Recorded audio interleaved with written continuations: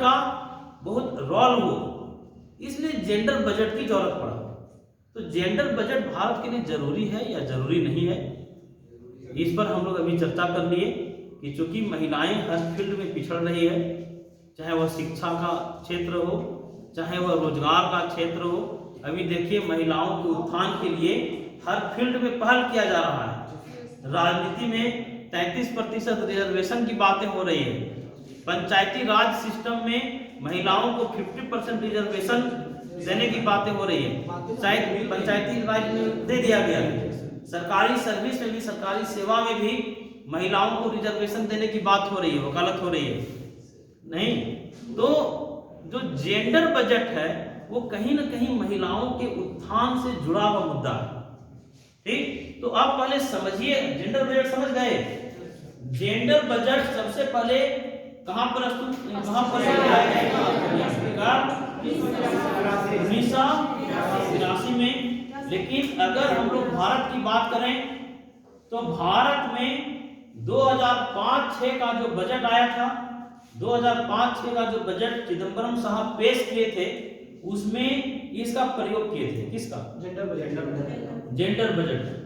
तो यहां से जो क्वेश्चन हो गया कि सरकार महिलाओं और बच्चों के लिए संवेदनशील है, ये दर्शाता है जेंडर बजट। ठीक, सिर्फ महिलाओं की बात नहीं है, इसमें बच्चों को भी ये समर्पित है। जेंडर बजट मुख्य रूप से महिलाओं और बच्चों दोनों को समर्पित है। सरकार महिलाओं को लेकर, सरकार बच्चों को लेकर के बहुत संवेदनशील है, ये दर्शाता है जेंडर बजट। भारत में कब जेंडर बजट आया था, कौन प्रस्तुत किए थे? और हम लोग चिदम्बरम साहब के बारे में ये भी जानते हैं कि इस देश में हाईएस्ट सेकेंड बार नहीं 8 बार बजट प्रस्तुत किए थे चिदम्बरम नहीं, और सबसे ज्यादा बार बजट कौन पेश किए हैं? मोरारजी देसाई। कितना बार? 10 बार। जेंडर बजट का प्रयोग सबसे पहले कहाँ हुआ था? भारत में कब हुआ था? मतलब जेंडर बजट में ये देखा जाता है कि बजट का कितना हिस्सा से महिलाओं और बच्चों को लाभ हो रहा है। ठीक, तो एक बात स्पष्ट रूप से जान लीजिए कि जेंडर बजट जो है वो अलग से नहीं बनाया जाता है। ठीक, अलग से जेंडर बजट नहीं बनाया जाता है, बल्कि जो आम बजट बनता है उसी बजट का एक भाग होता है gender budget. Clear? Gender budget अलग से प्रस्तुत करने की परंपरा नहीं है, बल्कि जो आम बजट बनता है उसी आम बजट का एक भाग या एक विवरण के रूप में जेंडर बजट रहता है। ठीक, जेंडर बजट से क्या क्या क्वेश्चन बना जी बताइए। भारत में कब? जेंडर बजट का सबसे पहली बार प्रयोग कहाँ हुआ था? ऑस्ट्रेलिया में। अभी जैसे इसको ऐसे समझिए आप कि मान लीजिए कि अभी जो निःशुल्क गैस का वितरण जो हुआ, किस योजना के तहत? उज्ज्वला योजना।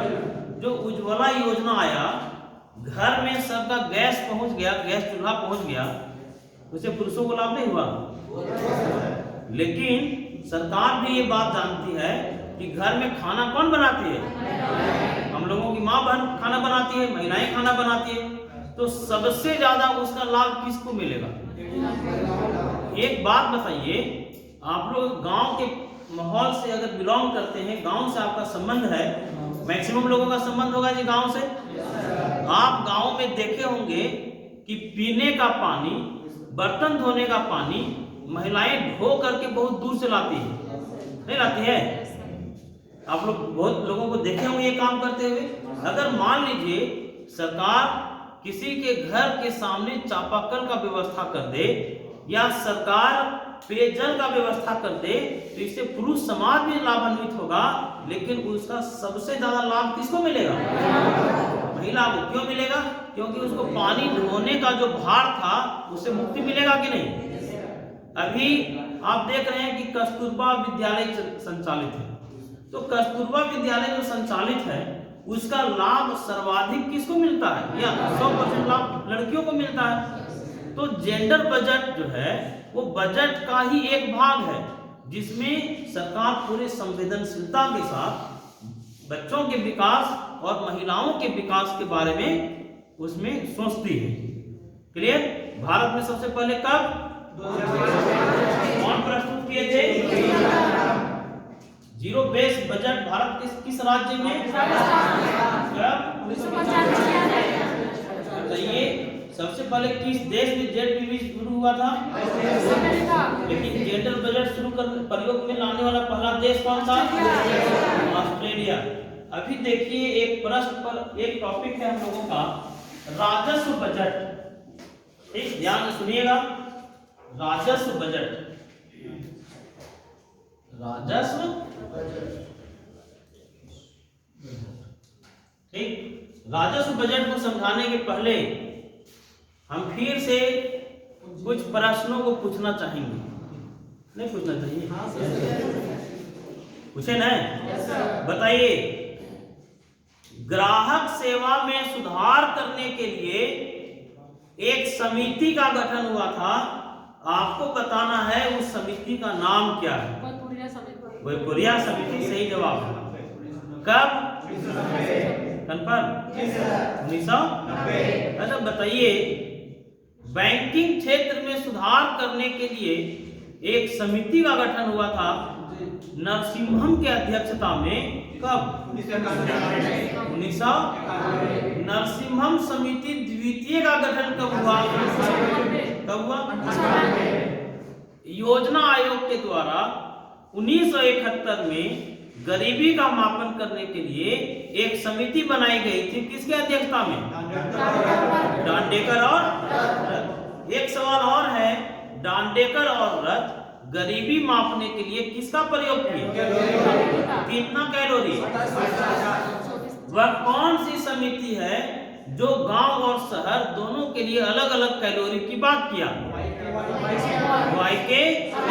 कंफर्म? आपको जल्दी से बता देना है कि वाईके अलग समिति का गठन कब हुआ था? 1979।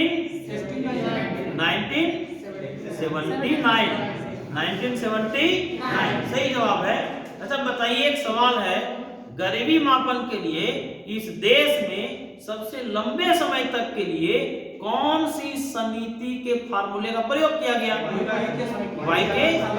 कितना साल? कितना साल? 2 साल, 2 दशक या लगभग 20 साल। अच्छा, कुछ 2-3 क्वेश्चन और हैं, उसके बाद हम लोग अगले टॉपिक में आएंगे। बताइए, गरीबी मापने के लिए लक्कड़वाला के अध्यक्षता में समिति कब बनी? 19 सब लोग बोलिए 1989।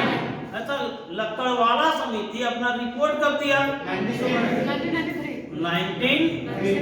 वह कौन सी समिति है जिसका गठन शहरों में गरीबी मापने के लिए किया गया था? हासिम समिति। कंफर्म है? हासिम समिति का गठन कब हुआ था? 2009 में। अगर आपको ये बात याद है तो आपको ये भी बताना चाहिए कि तेंदुलकर समिति अपना रिपोर्ट कब दिया था? तेंदुलकर समिति का गठन कब हुआ था? 2004। तेंदुलकर समिति का गठन कब हुआ था? तेंदुलकर समिति अपना रिपोर्ट कब दी थी? लकड़वाला समिति अपना रिपोर्ट कब दी थी? लकड़वाला समिति कब दी थी? 1993 में। क्लियर? दूसरा योजना अवकाश कब हुआ था?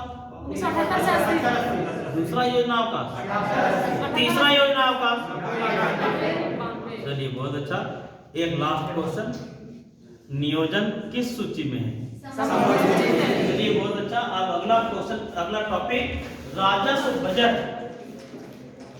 देखिए, इकोनॉमिक्स में ये बात सही है, बहुत सारे आंकड़े हैं और उन आंकड़ों को याद रखने का, अपने दिमाग में सेट रखने का यही एक तरीका है कि हम लोग नया जरूर सीखें लेकिन पुराना को भूल के नहीं। फिर कोई मतलब होगा जी नया सीखने का? आप पुराने तथ्यों को एकदम दिमाग में सेट रखिए और हम आपको भूलने नहीं देंगे। जब भी कुछ नया पढ़ाएंगे तो पहले पीछे वाला पूछ लिया करेंगे। गलत करते हैं? ये काम करना चाहिए ना। तो चलिए, राजस्व बजट पर आइए। लेकिन राजस्व बजट के पहले आप हमको बता दीजिए, भारत का वह कौन सा राज्य है जिसमें सबसे पहले शून्य आधारित बजट को लागू किया गया। कब? शून्य आधारित बजट को भारत में कब राजस्थान में कब लागू किया गया? भारत में लैंगिक बजट या जेंडर बजट को किस बजट में स्थान दिया गया? 2005-06 के बजट में भारत में लैंगिक बजट कौन प्रस्तुत किए थे? सबसे अधिक बार बजट कौन प्रस्तुत किया है? बजट का टेलीविजन पर प्रसारण कब शुरू हुआ? 1992 में। 1992 टेलीविजन पर बजट का प्रसारण कब शुरू हुआ? बजट 11 बजे दिन में प्रस्तुत करने की परंपरा कब से शुरू हुई? 1999। 1999 एक लास्ट सवाल ने पूछा जी, पूछना चाहिए। अच्छा बताइए, बजट का उल्लेख संविधान के किस अनुच्छेद में है? बजट का उल्लेख संविधान के किस अनुच्छेद में है?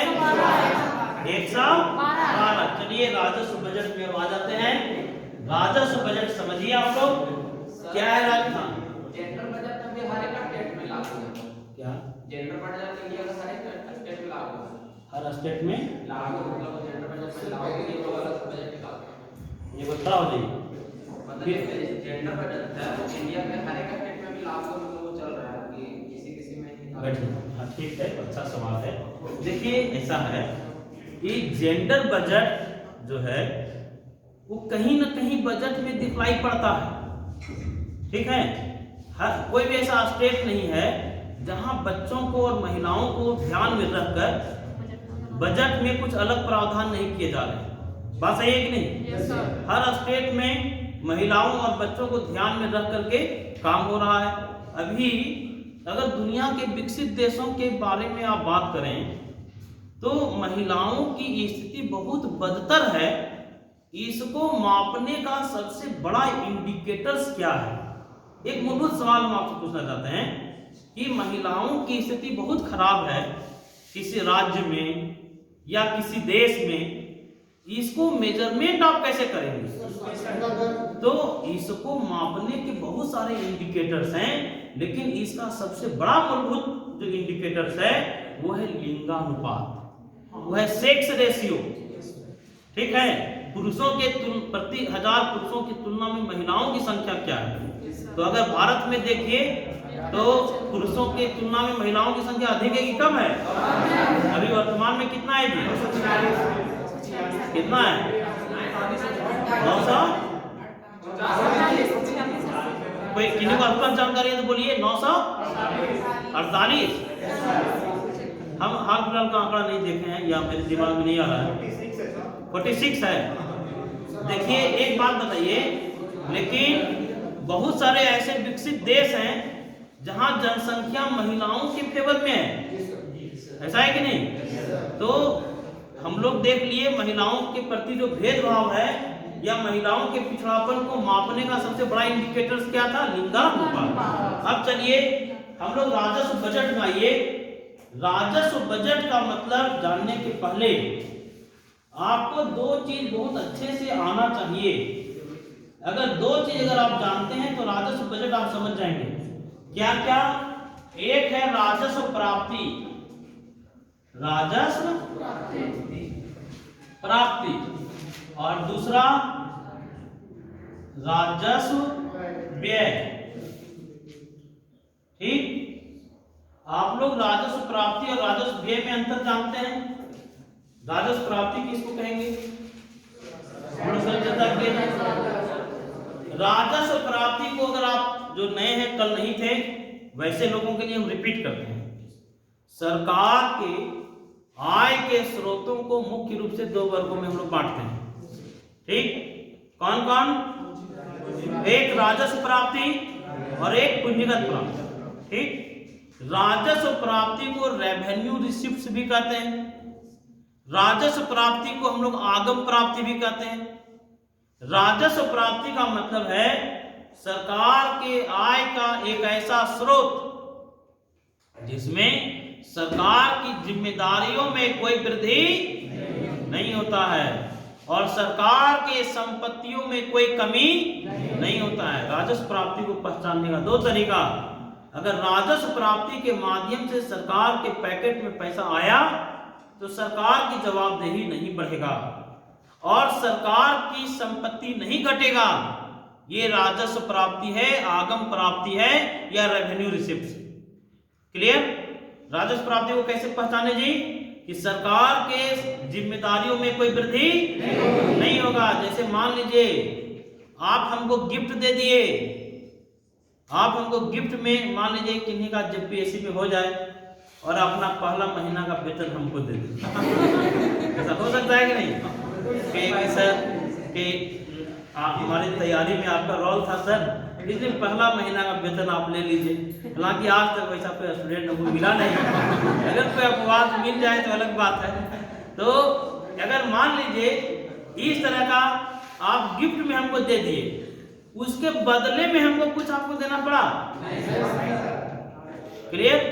तो गिफ्ट भी राजस्व प्राप्ति के अंतर्गत आएगा।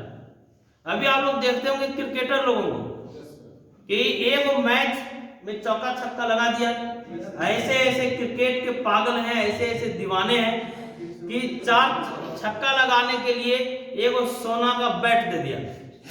नहीं, कोई बहुत ज्यादा विकेट ले लिया तो उसको जो है सोना का बॉल दे दिया। नहीं, लेकिन आज तक शिक्षकों को वैसा स्टूडेंट नहीं मिला कि अगर वो सक्सेस हो गया तो कहे कि सर 2 महीना का पैसा रख लीजिए। तो हम लोग चर्चा कर रहे थे, राजस्व प्राप्ति का मतलब था कि इससे सरकार की जिम्मेदारियों में कोई वृद्धि नहीं होती है और सरकार के संपत्ति में कोई कमी। राजस्व प्राप्ति को हम लोग 2 वर्गों में बांटते हैं। कौन कौन? एक कर प्राप्ति और दूसरा गैर कर प्राप्ति। ठीक, कोई दिक्कत है? कर प्राप्ति को भी कितने वर्गों में बांटा जाता है? 2। कौन कौन? प्रत्यक्ष कर और अप्रत्यक्ष कर। जीएसटी कैसा कर है? अप्रत्यक्ष कर है। तो हम लोग ये चर्चा किए कि राजस्व प्राप्ति को कितने वर्गों में बांटेंगे? 2। कौन कौन? कर प्राप्ति और गैर कर प्राप्ति, टैक्स के माध्यम से प्राप्ति। और गैर कर प्राप्ति का मतलब है, कल हम लोग चर्चा किए थे कि सरकार सीसीएल का संचालन करती है, रेलवे का संचालन करती है, बीएसएनएल का संचालन करती है, बहुत सारी कंपनियां, बहुत सारे उद्योग धंधे सरकार चलाती है कि नहीं? तो उसके संचालन से सरकार को जो आय मिलेगा वो गैर कर प्राप्ति के अंतर्गत आएगा। क्लियर? सरकार लाइसेंस शुल्क लेती है, लाइसेंस देने के बदले में सरकार शुल्क लेती है। ये भी एग्जाम्पल है किसका? गैर कर प्राप्ति का। सरकार जुर्माना लेती है, ये भी एग्जाम्पल है गैर कर प्राप्ति का। ठीक, तो हम लोग अभी चर्चा कर लिए कि राजस्व प्राप्ति का पहचानने का एक तरीका था, इसे सरकार के संपत्तियों में कमी, सरकार की जिम्मेदारियों में वृद्धि नहीं होगा। क्या कहलाएगा? राजस्व प्राप्ति का एक और नाम आगम प्राप्ति, रेवेन्यू रिसिप्ट। आगम प्राप्ति को कितने वर्गों में बांटे? कौन कौन? कर प्राप्ति और गैर कर प्राप्ति। क्लियर? राजस्व प्राप्ति समझ गए? राजस्व व्यय समझिए। राजस्व व्यय का मतलब है सरकार के वैसे खर्च। कैसे खर्च? अरे बताइए, कल आप लोग पढ़े हैं कि जिसे सरकार के जिम्मेदारियों में कोई कमी नहीं होता है, मतलब जिस जिम्मेदारी से सरकार कभी भाग नहीं सकती है उस पर सरकार को खर्च करना पड़ेगा नहीं। जैसे पेंशन देने के ऊपर, छात्रवृत्ति देने के ऊपर, पुलिस प्रशासन के ऊपर, न्यायपालिका के ऊपर, पेंशन के ऊपर या वेतन के ऊपर, ये सभी खर्च जो है ये कहलाएगा राजस्व व्यय। क्लियर? राजस्व व्यय का क्या मतलब था? जिस खर्च से सरकार कभी भाग, जिससे सरकार की जिम्मेदारियां कभी खत्म नहीं होगा। अब देखिए हम अपने टॉपिक पर आ रहे हैं, हमको समझाना था राजस्व बजट। ठीक, एक लाइन में डिफिनेशन है राजस्व बजट का कि बजट का वह भाग, लिखने की जरूरत नहीं है, आप लोग वीडियो देख करके भी लिख सकते हैं। ठीक है, राजस्व बजट को पहले समझिए, दिमाग में पहले लिखिए। राजस्व बजट का मतलब हम लोग देखें कि वह बजट या बजट का वह भाग जिसमें सरकार के राजस्व प्राप्ति और सरकार के राजस्व व्यय का उल्लेख होता है। क्लियर? जिसमें राजस्व प्राप्ति का भी उल्लेख होगा और राजस्व, सरकार कितना राजस्व प्राप्ति अर्जित कर रही है, कितना राजस्व व्यय कर रही है, ये कहां देखने को मिलेगा? राजस्व बजट में। क्लियर? हम लोग कल समझे थे जी राजस्व घाटा। नहीं, जनरली मेंस में क्वेश्चन पूछा जा सकता है कि राजस्व घाटा को ठीक करने के उपायों को लिखें।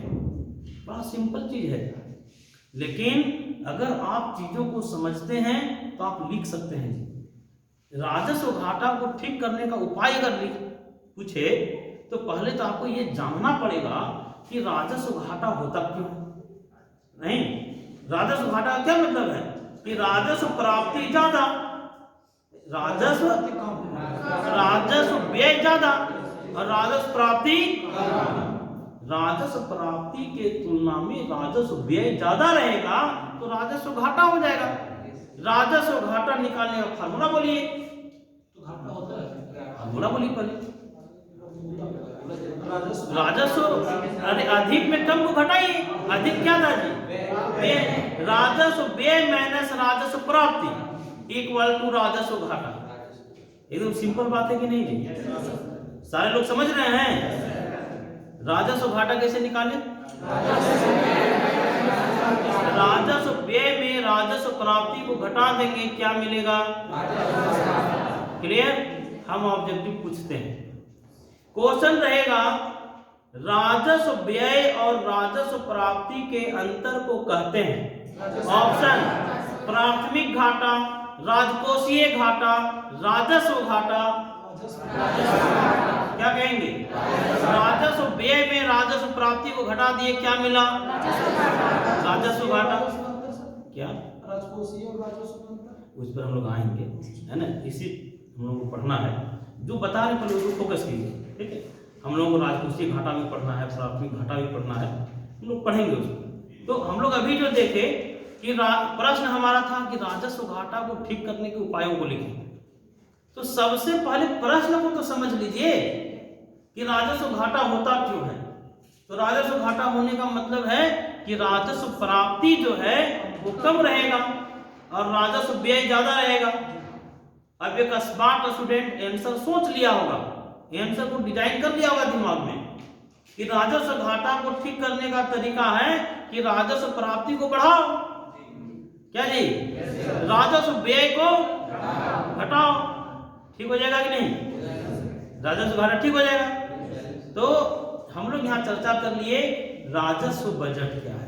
एक लाइन में डिफाइन किए राजस्व बजट को, बजट का वह भाग जिसका संबंध राजस्व व्यय और राजस्व प्राप्ति से रहता है। इसी तरह का एक क्वेश्चन रहता है पूंजीगत बजट। पूंजीगत बजट एक लाइन में डिफिनेशन है जी, सरकार के पूंजीगत प्राप्ति और सरकार के पूंजीगत व्यय के विवरण को पूंजीगत बजट कहते हैं। बोलिए क्या बोले? सरकार के पूंजीगत प्राप्ति और पूंजीगत व्यय के विवरण को क्या कहे? क्लियर? दीपक आओ थोड़ा आगे, बंद कर दो। ठीक है, समझ गए सारे लोग?